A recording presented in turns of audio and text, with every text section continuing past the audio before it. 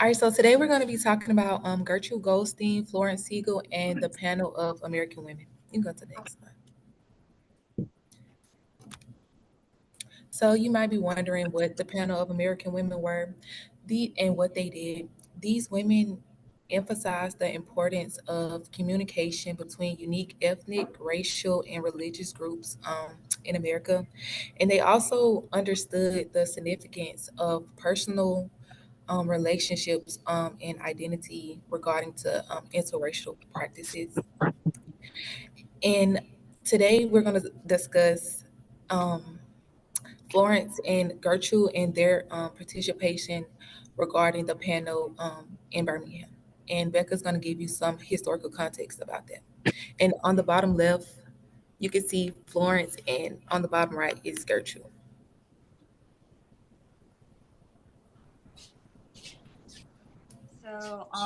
The panel of American women was actually started by Esther Brown.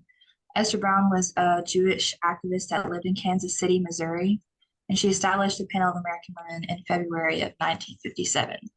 Her goal was to foster compassion and tolerance between a wide variety of cultures and backgrounds in place of the hatred that was spreading throughout the country at the time. Acting as moderator, she and six other panelists, ranging from Chinese American to Black to Baha'i, became the founding panel of the PAW. The concept of the panel actually evolved from other pre-existing panels of Americans that functioned on a few university campuses where students of various ethnic and religious backgrounds would participate. But the panel of American women would go on to reach far beyond what any of those pre-existing panels would reach as far as audiences. The panel of American women would eventually reach Birmingham in the late 1960s, where it'd be taken up by Gertrude Goldstein, among others, and take on the most intolerant and racist city in America. It is important to note that it was the efforts and initiative of Jewish women that enabled these organizations and these chapters to exist. Okay, so what the average panel meeting would look like is they would accept invitations to places like schools, churches, pretty much anywhere that they could secure an invitation from. The panel would consist of up to 8 women, but usually around 5 or 6 of various ethnic and religious backgrounds. And they would allow audiences to ask questions one by one, addressed to either specific panelists or the panel as a whole. They could take turns answering questions. So the PAW was able to bring perspective and education to a wide variety of audiences, including children. They provided a safe and open space for any questions or insights the crowd might have, and gave intelligent, dignified answers that were easy for all to understand. Because of their efforts to broaden the tunnel vision of so many people and expose them to many different experiences and ways of life, the new generation was nurtured with greater levels of compassion and empathy for those who may be different from themselves. This was in stark contrast to the traditional approaches to civil rights issues. Throughout the freedom movement and over the course of history, prominent leaders fought for change by means of the court system or simply by force. The PAW chose to employ education as their weapon of choice in changing the mindsets of the ignorant, a tactic that proved to be widely effective, especially for particularly impressionable minds such as children. Some of the times most difficult and controversial topics were addressed at these meetings, such as interracial marriage and segregation laws. Because the panel contained such a diverse group of people, it was rare that they all agreed with one particular answer to any topic, but that was the point. At no point did the panel ever set out to indoctrinate the public with their own beliefs or advance their own agendas. They sought to teach tolerance and perspective to people who were clearly lacking, and their disagreements were intentionally civil, respectful, and open-minded. Okay, go to the next slide. Gertrude Goldstein was born in St. Louis, but moved with her family to Birmingham very shortly after. She met and married her husband, Fred Goldstein, who was a physician, and they gained a reputation for taking up for people. She expressed that she had always been aware of the civil rights issues in the South, but wasn't until the bombing of the 16th Street Baptist Church in 1963 that she felt convicted to begin a career in activism. Florence Siegel was also a Jewish woman living in Birmingham, married to Dr. Abe Siegel, who Todd and Jacob just covered in the last presentation. She and her husband attended Birmingham Civil Rights Movement and Birmingham Council on Human Relations meetings, along with Gertrude Goldstein, after which they all received excessive harassment and threats for their involvement over the phone and in person. These women set a precedent for Jewish women everywhere with their involvement in the Panel of American Women, among other organizations. Even despite the resistance and challenges they faced, they never wavered in their commitment to the advancement of social justice and the education of the younger generation to create a more fair and understanding society. Then Madison's going to give the conclusion. I didn't mention something in the intro that I wanted to mention now. The reason why I personally chose this topic, I think around this time, I don't want to say that there weren't women who were like broadcasted around, but I think that the panel, after learning about the panel, these women were like broadcasted nationwide. And I think that this is important because I am a woman. So I find it interesting that my kind was, speaking out during this time. And to kind of connect it to a different perspective, I want to give you guys a definition of utilitarianism, and that is a set of moral belief that determines right or wrong by focusing on um, outcomes.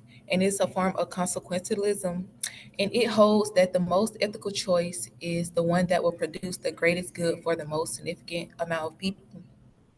And I think that the panel they aligned very well with this. I made the connection that they aligned very well with utilitarianism because these women, they were like Becca mentioned, like it was globally, and they were answering the controversy questions without any judgment or anything, willing to learn about different races, different cultures, fighting for the rights of the education system.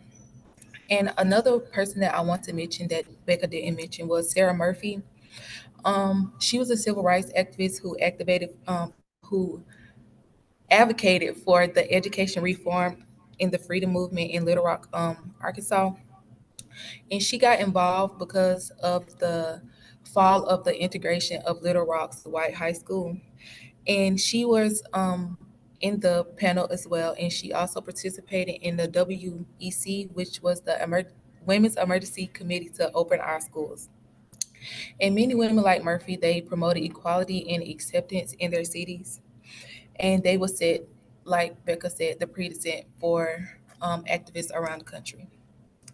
And the panel of American women, they defined the odds about social justice. And these women were willing to put their differences aside to learn about the struggles and fights of different women around the panel.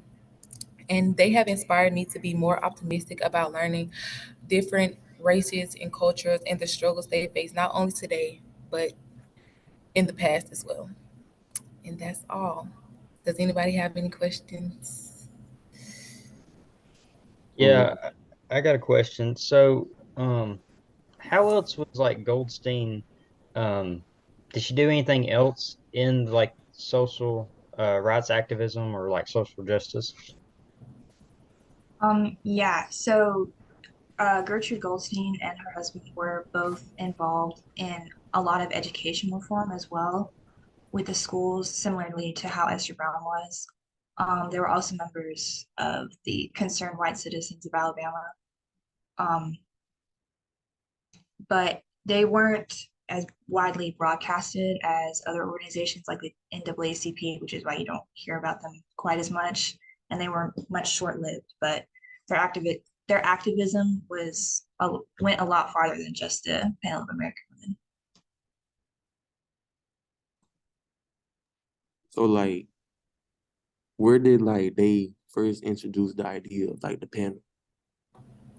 Um, fun fact, Esther Brown, she first introduced the panel to her small church group, and she didn't know that the panel would go so nationwide. There were over 50 panels, but it started off in her small church group, and it would go to expand farthermore.